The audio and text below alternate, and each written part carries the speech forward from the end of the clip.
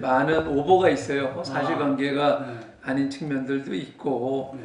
사실은 잘 아시는 바와 같이 우리가 전당대회 전에 당원 대표자 대회 전에 9명 탈당하기 전에 마지막 의총을 한 적이 있어요. 그렇죠. 그 당시에 이 보수 대통합을 위해서 네. 창당에 준하는 전당대회를 통해서 대통합을 하자 하는 게 이제 의논들이 있었죠. 만약에 그러한 선언을 우리가 하게 되면 탈당할 사람들이 탈당하는 것을 유보를 하겠다. 그런 전제하에서 전당대회를 한 달 동안 연기해달라 하는 요구가 있었어요. 예. 그래서 뭐 그렇게 하자라고 했는데 그때 다 전체적으로 합의가 이루어지지 않음으로 인해서 이미 전당대회, 그러니까 당원 대표자 대회에 출마를 하겠다라고 선언한 두 사람이 동의를 안 해주는 바람에 그게 이제 무산이 됐던 거죠. 그 이후에 9명은 탈당을 하게 됐고 11사람이 남았는데 11사람들 중에서 그러한 안에 대해서 다수의 의견이 그런데 그거를 들어주지 않는다라고 하면 그거는 뭐 사당이나 마찬가지 아니냐, 함께 할 수 없다, 이런 의견을 낸 사람들이 있었어요. 그렇게 되니까 그걸 다시 그럼 한번 의논을 해보자 라고 해서 의논을 하게 된 게 전당대회가 끝나고 나면 보수 대 중도 대통합을 위한 선언을 하겠다 하고 선언을 했죠. 유승민 대표가 되고 나서 선언을 하게 됐고, 그 중도라고 할 수 있는 국민의당하고의 통합을 위한 창구가 마련이 됐고, 또 보수라고 생각을 하는 자유한국당하고 통합을 위한 창구가 마련이 됐어요. 이제 그게 이제 계속 진행이 되어 왔는데 그 점검회의를 지난 일요일 날 의총을 통해서 했던 거예요. 그 과정에서 진행된 상황을 점검을 해보니 중도 통합을 위한 국민의당과의 논의는 활발하게 이루어지고 있는데 자유한국당하고의 논의는 진척이 없다. 그래서 이것을 동시에 하는 것보다는 효율적으로 되는데 먼저 하고 안 되는데 그 다음에 또 해보고, 그래서 이제 구체적인 어떤 성과를 내보자, 그게 점검회의를 했던 거예요. 그래서 그럼 우선 되는 데는 되는 대로 해서 좀 구체화시키자. 이게 이제 논의됐던 건데, 그게 그 뒤에 이틀 뒤에 어떻게 그 논의 과정이 언론에 공개가 된 모양이에요. 그런 과정 속에서 조금 내용이 의혹된 측면들이 있었던 거죠. 그래서 뭐 단계론적 통합 이게 아니고 지금까지 쭉 해왔던 것을 이 시점에서 점검하는 과정 속에서 국민의당하고는 이렇게 많이 진척이 됐고 자유한국당은 안 됐다. 그러면 국민의당하고 구체적으로 이제는 논의를 할 단계다. 그럼 먼저 해봐라. 이렇게 얘기가 됐던 거죠. 그거는 뭐 국민의당의 입장이고 우리 바른정당의 입장에서 얘기를 해야죠. 그러니까 이제 그거는 저희는 중요하다고 생각하지 않아요. 이게 중요한 거는 우리가 어떤 원칙하에서 통합을 논의할 거냐가 더 중요한 거고, 그게 서로 상대가 있는 거잖아요. 그런데 예를 들어서 이거는 되고 이거는 안 되고 이런 전제에서 하는 게 아니라 우리 원칙 갖고 하는 거예요. 그렇기 때문에 우리 원칙을 먼저 표방하는 게 중요한 것이죠. 그렇기 때문에 그게 안 되면 안 되는 거죠. 안 되면 안 되는 거지. 그러니까 이제 여기에서도 보면 그러니까 우리 바른정당 내에 구성원들 중에서도 생각들이 조금 다 차이가 있어요. 그래서 자기 주장만 하게 되면 아무것도 될 수가 없잖아요. 그렇지만은 자유한국당 전체의 기본 원칙은 있어야 되잖아요. 원칙을 표방을 했던 거예요. 그리고 그 원칙이 분명하게 얘기했지만은 처음서부터 중도 플러스 보수 대통합이다 라는 차원에서 우리는 천명을 하고 국민의당하고도 접촉을 했었던 거고 자유한국당하고도 접촉을 했던 거란 말이에요. 그런 것을 다 알고 안철수 대표도 우리하고 계속 논의를 해왔던 거죠. 결국은 상대가 있는 거기 때문에 그거는 분명히 상대적으로 서로 조율하고 조정하고 할 필요성은 있으나 기본 그 원칙을 무시하고는 할 수 없다. 그 우리 바른정당 내에서도 역시 마찬가지로 그러한 얘기를 하는 사람들, 그러한 가치관을 가지고 있는 사람들하고는 같이 할 수 없다는 거예요.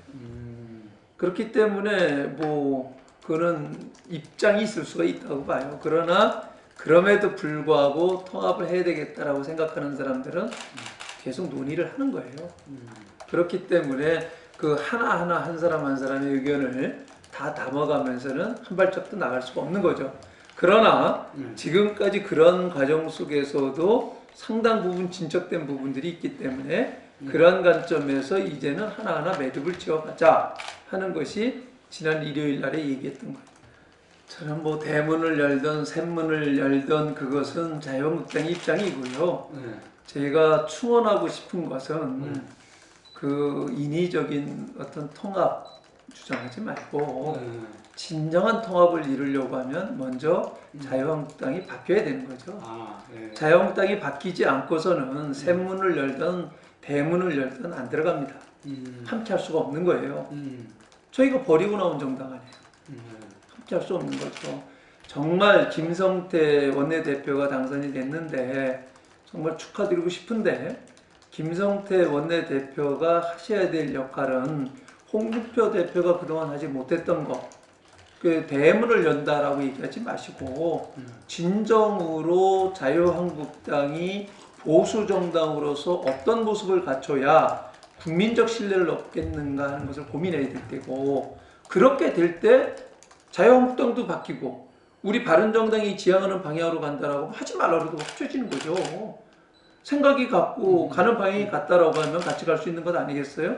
그런데 말은 통합을 한다라고 하면서 역류를 하고 있는데 그런 정당하고 어떻게 갑니까?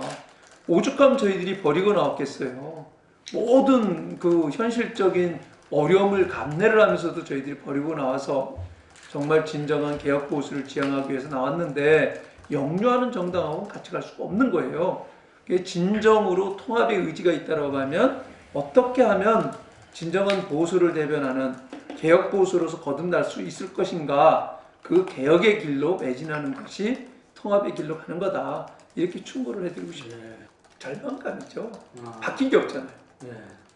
지금까지는 바뀐 게 없죠.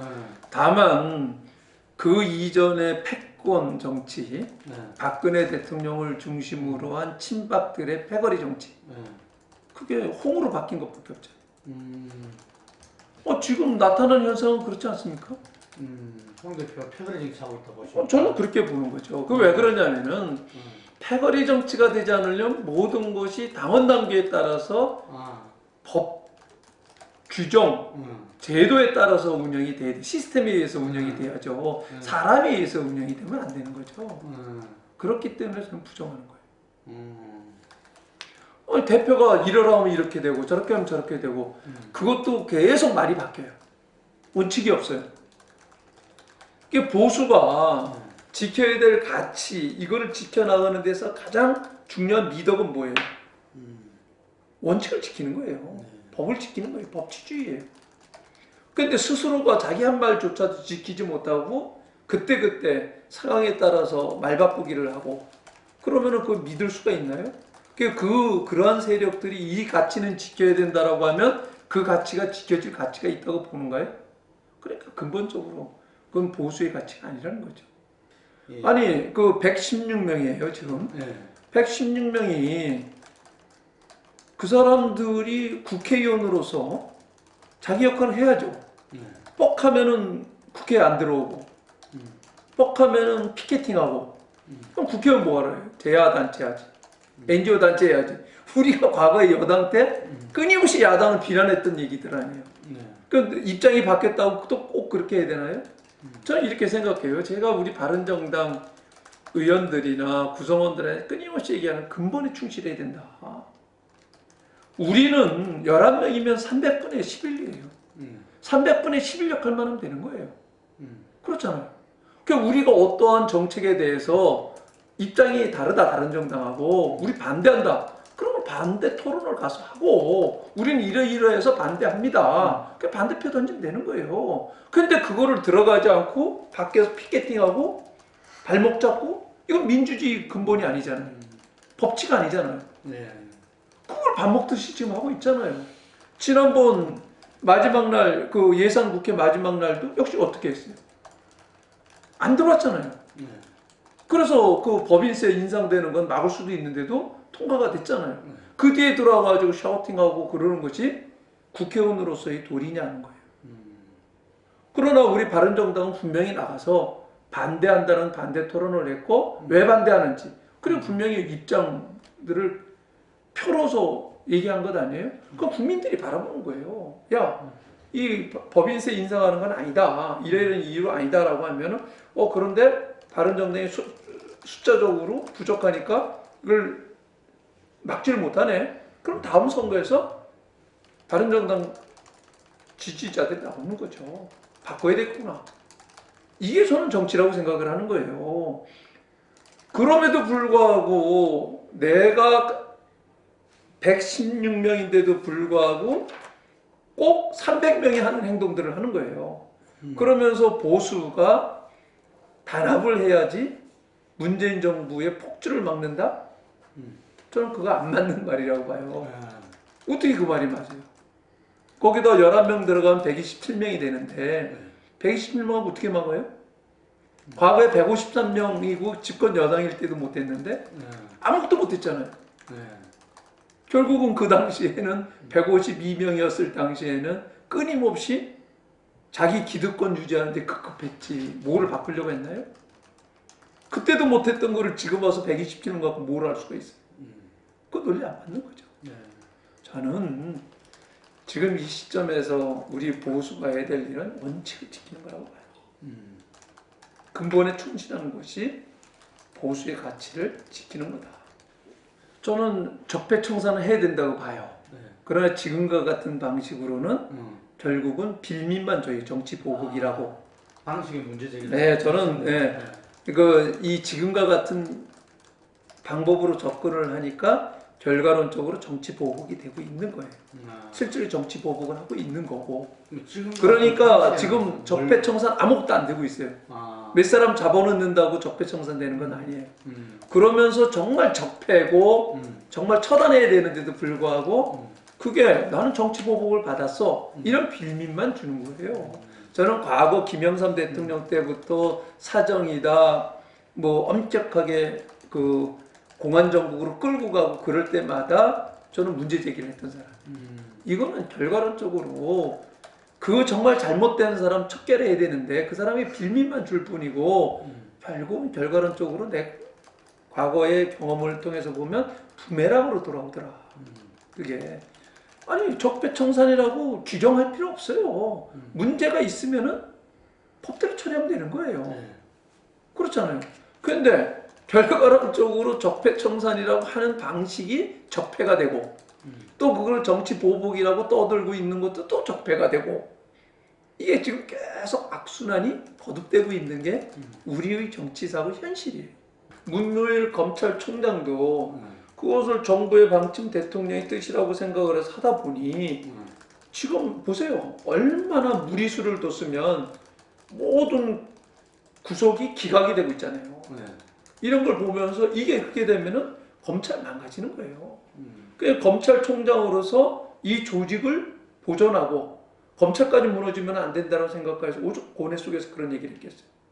그런데 거기에 대해서 딴 얘기를 하는 것은 그거야말로 법치를 결국 완전히 무시하고 정부 여당 청와대가 모든 걸 통치하려고 하는 거예요. 저는 이 얘기를 하고 싶어요. 문재인 대통령께서 광화문 시대를 열겠다 이렇게 얘기를 하셨어요. 그 얘기는 광화문으로 집무실을 옮긴다는 의미가 아니라 더 이상 주변의 측근들에 둘러싸여서 청와대 정치를 하지 않겠다 하는 개념 아니겠어요? 제가 대통령을 모시고 와 있을 때 5년 동안 부속실장으로 근무를 해봤고 또 문화부 장관을 하면서 그 대통령을 국무위원으로 모셔봤지만 모든 적폐의 근원은 이 구조적인 거라고 저는 생각을 해요. 청와대 대통령 비서실은 헌법적 기관이 아니에요. 그렇죠. 그럼에도 불구하고 그 사람들이 모든 걸 좌지우지해요. 그래서 나는 문재인 대통령이 여기로부터 벗어나겠다. 이런 선언으로 받아들였고 굉장히 의미 있게 받아들였어요. 뭔가를 해내겠구나 하는 생각을 가졌는데 지금 하는 행태들을 보면 더 모든 것을 청와대가 해요. 전 지금과 같이 청와대 비서관들이라든가 비서실장이 언론에 노출되는 정권을 본 적이 없어요. 그거는 대통령을 그래요. 전면에 나서고 있잖아요. 그거는 무슨 얘기냐면은 기존의 헌법기관을 무시하는 적폐적 행위를 하는 거예요. 안 그렇습니까? 어떤 법적 근거를 가지고 그거는 대통령의 입을 통해서 나와야죠. 대통령을 보좌하는 기관이니까 비서실장이 직접 지시를 하고 수석들이 직접 지시를 하고 내각에다가 말이 됩니까? 그렇게 되면 어떻게 돼요? 그 거대한 정부 부처가 다 그 기능을 발휘를 못하게 되는 거예요. 그 청와대에서 몇몇 사람들이 하는 거예요. 그게 전행이고 그게 최순실 제2의 국정농단 아닙니까? 최순실이라고 하는 게 비서실을 통해서 안 했고 다른 민간인 그 비서실이나 민간 차이가 뭔가 하는 거예요. 엄격하게 따지면 헌법기관 아니잖아요. 헌법기관이 헌법기관인 것 같이 헌법기관 아닌 사람들이 헌법기관인 것 같이 얘기를 해요. 꽤 아픈 지적이 될 수 있겠네요. 이게 진정한 그 강화문 시대를 열려고 하면 이미 강화문 나와봐야 소용없어요. 모든 정부 청사들이 세종시로 갔기 때문에 대통령께서 정말 그런 의지가 있다고 하면 세종시에 대해 집무실을 만들고 그걸로 출퇴근하셔야죠. 대통령제하고 내각제하고 차이가 뭐예요? 내각제에서 각 부처의 장관을 영어로 미니스터라고 그러잖아요. 그럼 대통령제에서 뭐라고 합니까? 세크레터리라고 해요. 그래도 우리나라는 미니스터예요. 그렇게 부르잖아요. 그럼 뭐를 의미하냐면은 각 부처의 장관들은 대통령이 직접 통화를 하는 게 대통령제예요.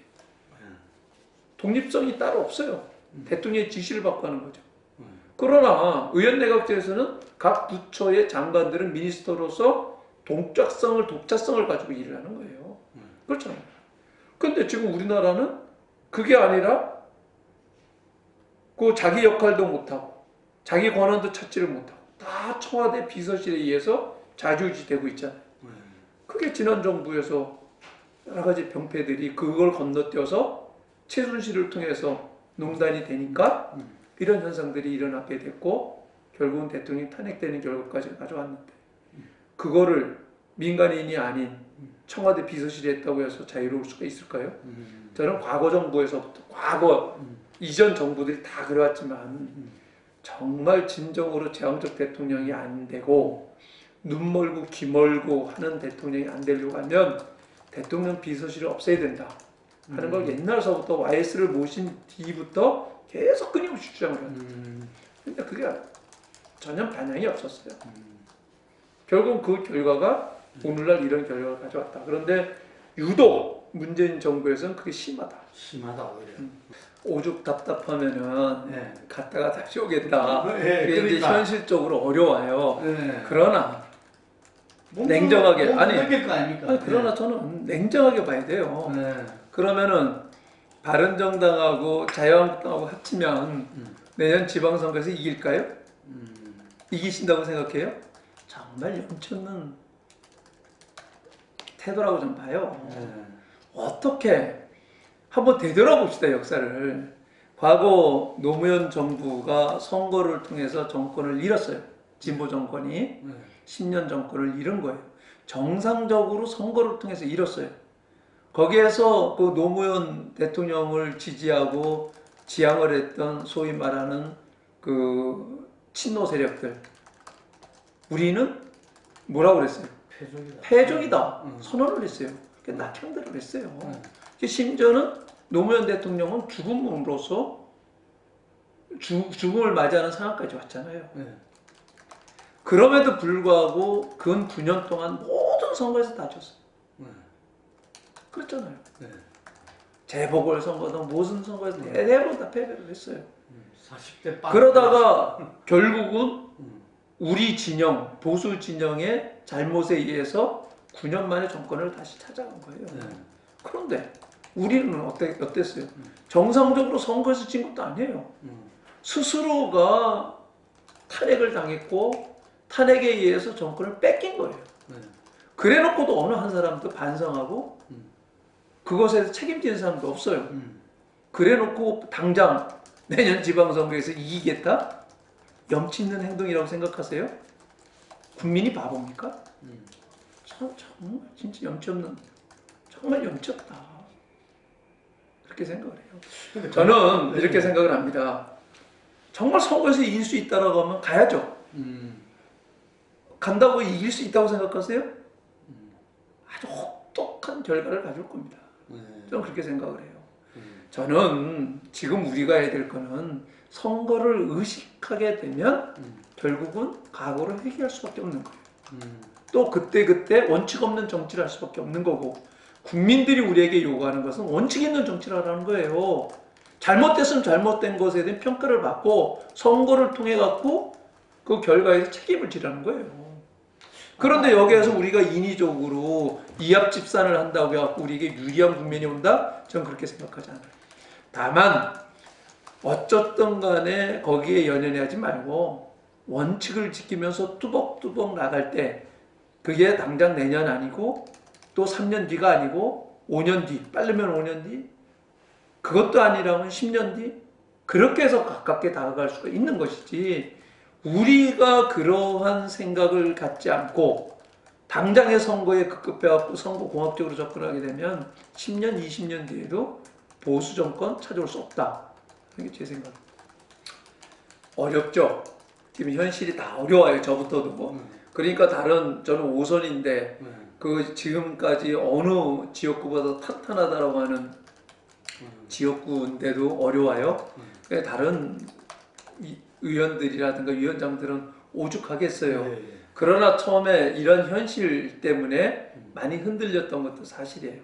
그러나 그 이후에 우리가 지향을 해야 될 정치 철학이나 가치가 무엇이고, 지금 자유한국당이 하는 정치 행태를 우리가 답습할 건가?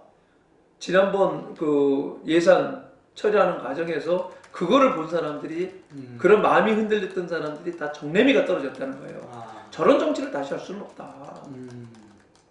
저런 정치하기 위해서 또 들어갈 수 없다. 그래서 제가 보기에는 가면 갈수록 11명의 마음들은 강해지고 있다. 그 이후에 좀 변화가 있었는 예, 거니까. 상당히 좀 강해지고 있다고 보고 정말 결연해지고 있다. 이렇게 저는 이 정부가 끊임없이 뭐 촛불 정신에 의해서 탄생한 정부다. 이렇게 얘기를 해요.